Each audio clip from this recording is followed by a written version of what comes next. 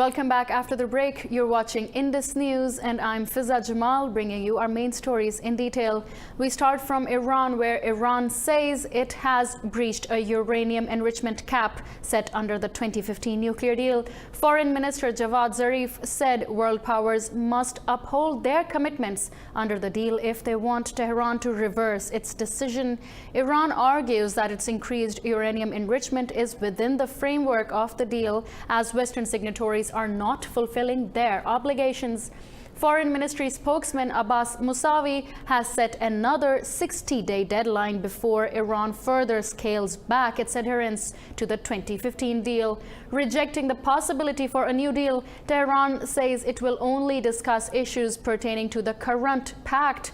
Responding to the move, the U.S. has threatened Iran with more sanctions and isolation.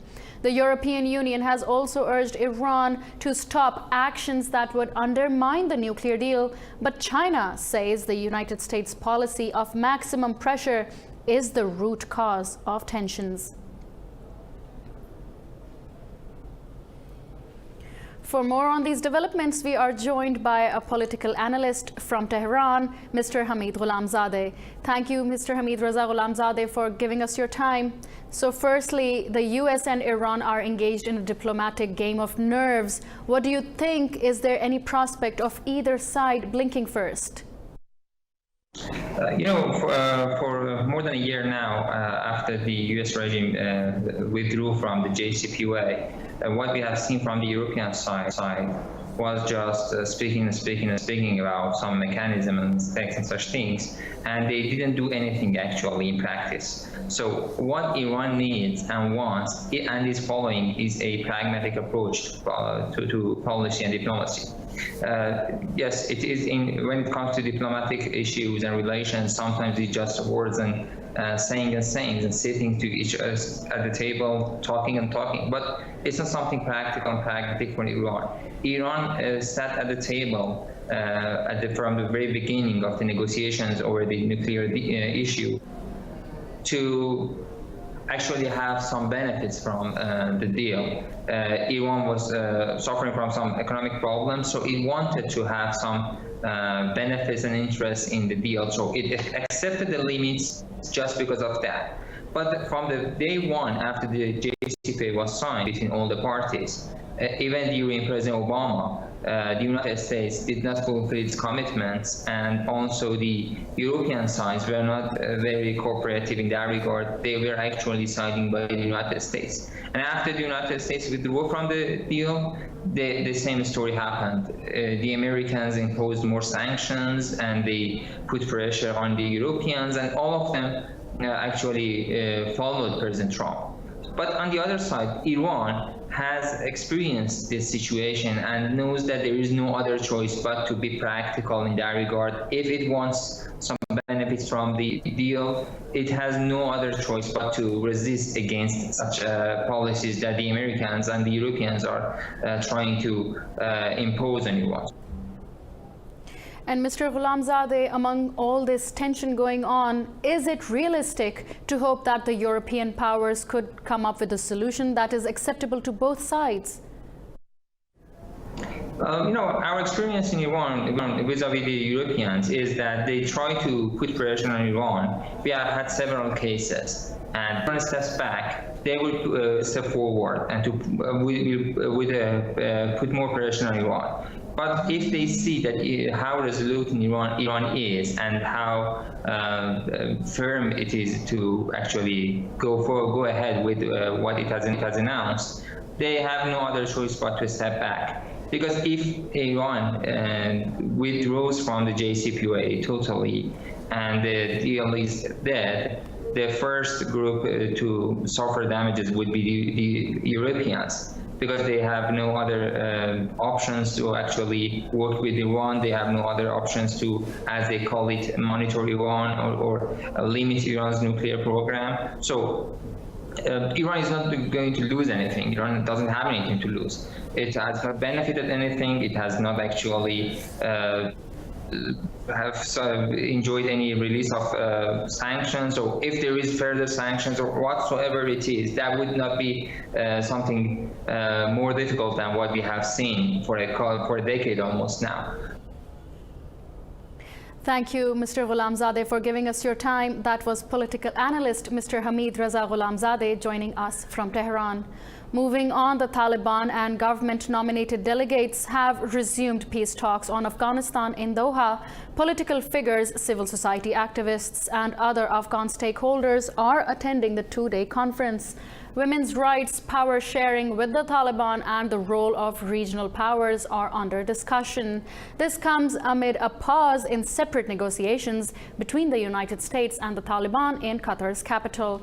Washington says it wants to strike a political deal with the Taliban before Afghanistan's presidential elections in September.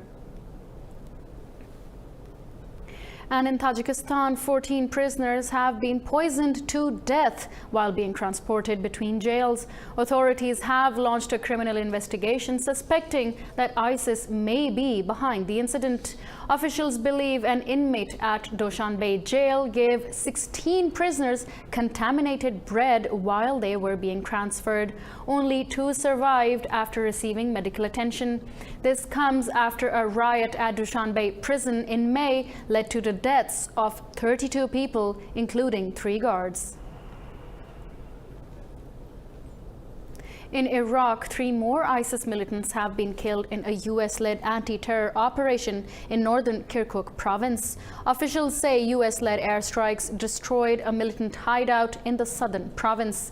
Meanwhile, 1 civilian has been killed and 2 others injured after ISIS militants attacked a village in eastern Diyala province. In Libya, the country's only functioning airport has reopened after air traffic was halted following a missile attack. 3 airline employees were injured and a plane was damaged in the attack on Mitiga Airport. This comes after 7 Moroccans were killed in an airstrike on a migrant center in the town of Tajura. Morocco's foreign ministry says 8 people were wounded in the attack east of Tripoli. Sudan's army ruler, General Abdel Fattah al-Burhan, has pledged to implement the power-sharing deal agreed with opposition. Following the deal, protest leaders called a nationwide day of civil disobedience later this month. More in this report. After months of violent protests, the military and protest leaders have agreed to form a joint governing body to end the political crisis. The new governing body will be presided over by a military nominee for the first 21 months and the last 18 months by a civilian.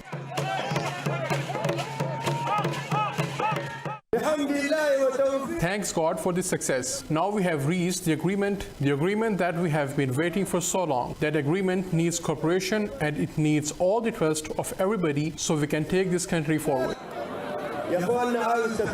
The deal was brokered by Ethiopia and the African Union. The military says the time has come to work together to move forward.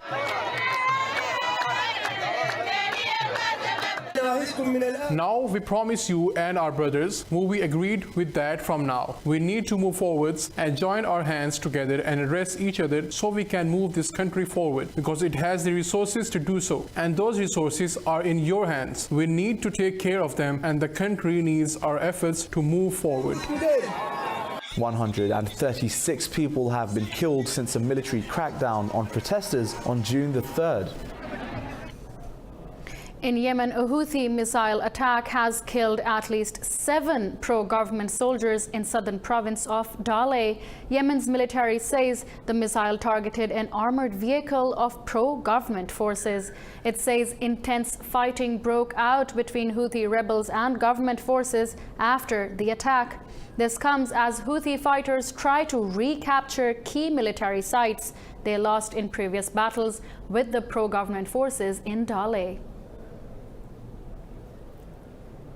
Landslides at Rohingya refugee camps in Bangladesh have killed one person and left more than 4,500 homeless. 14 inches of rain in 72 hours caused 26 landslides in camps around Cox's Bazar, which houses over 900,000 Rohingyas. UN Refugee Agency official Ariz Rahman says 30 shanty camps have been affected by the storms. Officials say the storm also hit some 5,000 Rohingyas on a strip of no man's land between Bangladesh and Myanmar. The UN has expressed concern over a shortage of drinking water for refugee children suffering from diarrhea. Monsoon storms killed 170 people at the refugee camp in 2017 as well. 29 people have been killed and 21 others injured after a state-run bus fell into a large drain near Agra. Police suspect the driver fell asleep before the double-decker flew off a bridge on its way from Lucknow to Delhi. Officials say the bus fell over 40 feet into a river, which crushed the top deck. Around 900 people have been killed on the Yamuna Expressway since it opened in 2012. Official data shows India's roads are among world's deadliest, where 150,000 people were killed in 2017 alone. Venezuela's opposition has agreed to restart talks with representatives of President Nicolas Maduro's government. Norway's government will mediate the negotiations, which will be held in Barbados this week. Opposition leader Juan Guaido says the Norway-brokered talks aim at negotiating an end to Maduro's dictatorship. He says Venezuela's people and allies recognize the need for a free and transparent electoral process. Meanwhile, two of Venezuela's largest oil refineries have halted operations following a blackout. The twin refineries together process more than 900,000 barrels of oil per day.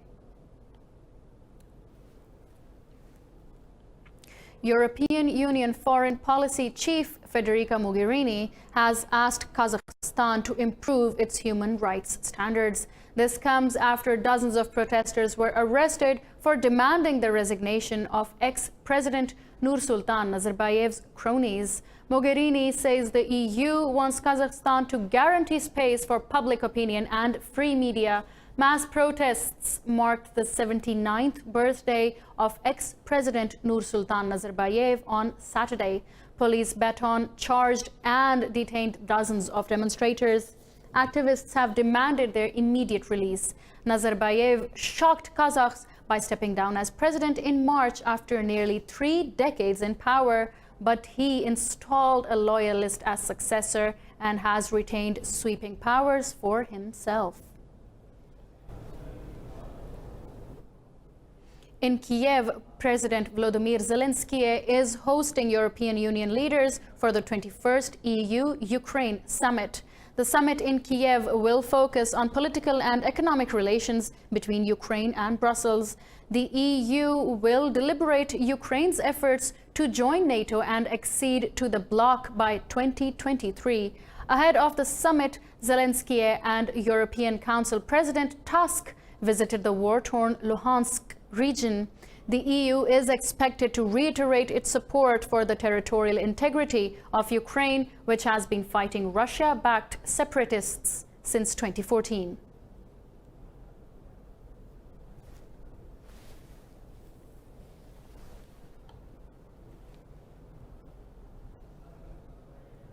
Russia's ban on flights to and from neighboring Georgia comes into effect today. The ban was imposed in response to anti-Kremlin protests in Tbilisi 2 weeks ago. Experts say the flight ban is expected to cost Georgia over $300 million. The Russian government has also threatened to ban food exports from its South Caucasus neighbor. Russia has declared Georgia unsafe for its citizens.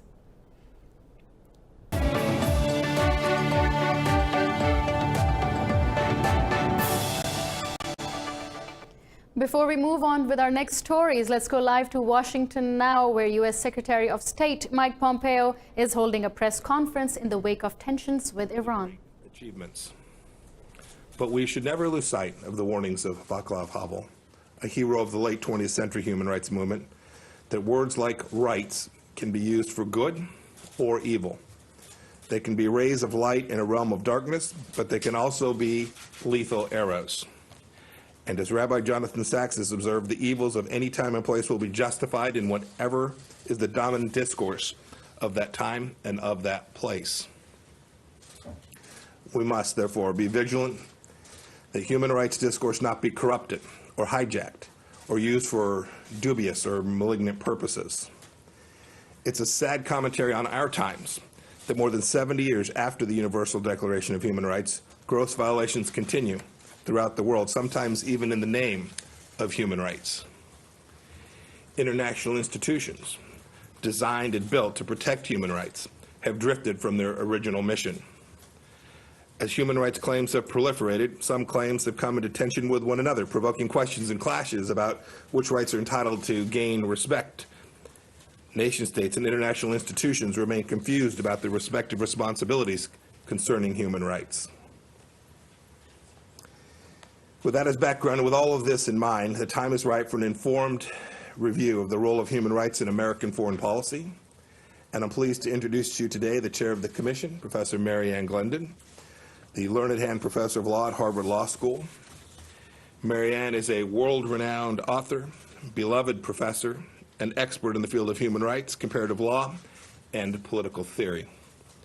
She's the perfect person to chair this effort. I'm also proud to announce today the other members of the commission.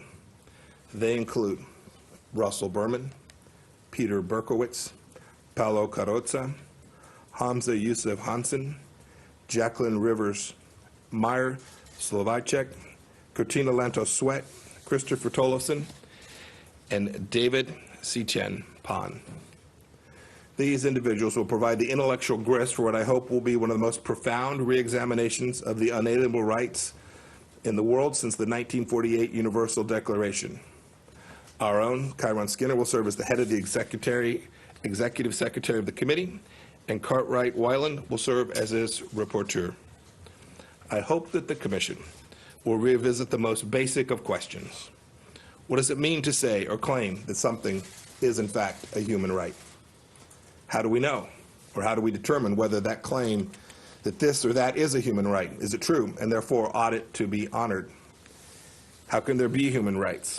Rights we possess not as privileges we are granted or even earn, but simply by virtue of our humanity belong to us. Is it in fact true, as our Declaration of Independence asserts, that as human beings, we, all of us, every member of our human family are endowed by our Creator with certain unalienable rights? Each of these is an important question, and the mission of the Commission is to provide advice on them and others, not as purely abstract academic matters, but in a manner deeply informed by the timeless truths embedded in the American founding with a view to guiding our nation's foreign policy. Or to put it another way, the Commission's charge is to point the way toward that more perfect fidelity to our nation's founding principles to which President Lincoln called us at Gettysburg. That was live from Washington, where U.S. Secretary of State Mike Pompeo is addressing a press conference in the wake of tensions with Iran. We at Indus News will keep you updated with the developing story. Moving on, the extension of border fencing in Croatia has exacerbated a migrant crisis brewing on its border with Bosnia.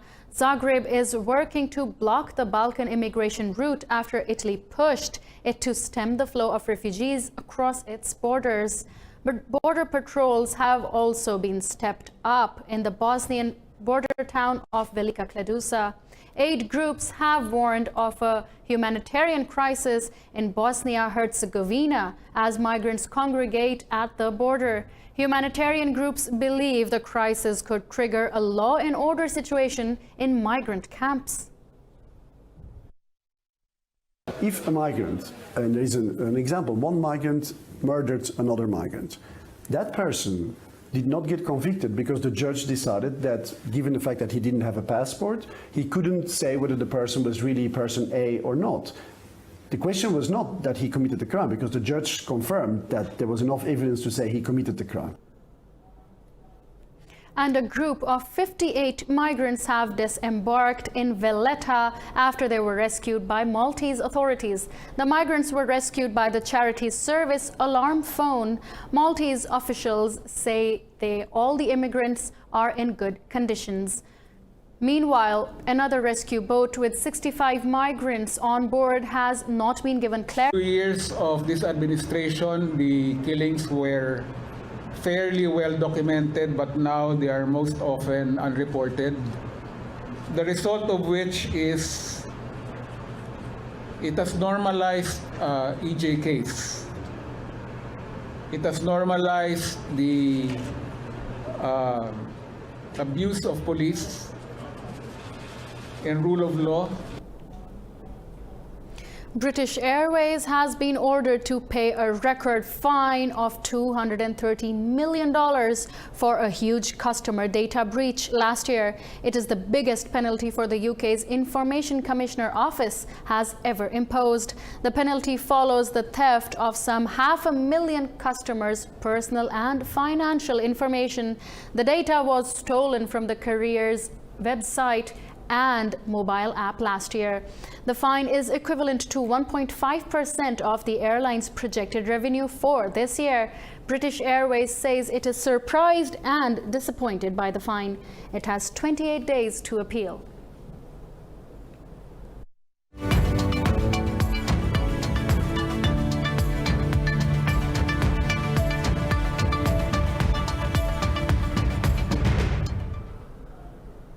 Let's take you to the world of business, where South Korea has called on Japan to withdraw its curbs on export of materials used in chips and smartphone displays. Last week, Tokyo made it compulsory for companies to obtain permission for each batch they wish to send to Seoul. South Korea's President Moon Jae-in says the vicious cycle of actions and counteractions is not in favor for both countries. He says the government will help minimize the damage for affected companies. Earlier, Seoul called the curbs a violation of WTO rules, saying it will respond firmly. South Korean tech giants Samsung and LG Electronics are likely to be affected by the new restrictions. Germany's struggling Deutsche Bank is cutting 18,000 jobs over 3 years as part of a radical reorganization. Deutsche says it will significantly shrink its investment banking business by the year 2022. Deutsche says the restructuring will cost the bank over 7 billion euros over 3 years. The bank is yet to specify which countries' operations will end up losing most jobs, but it says it intends to completely end buying and selling of shares in London and New York. With almost 8,000 staff members, London is home to the bank's biggest trading operation.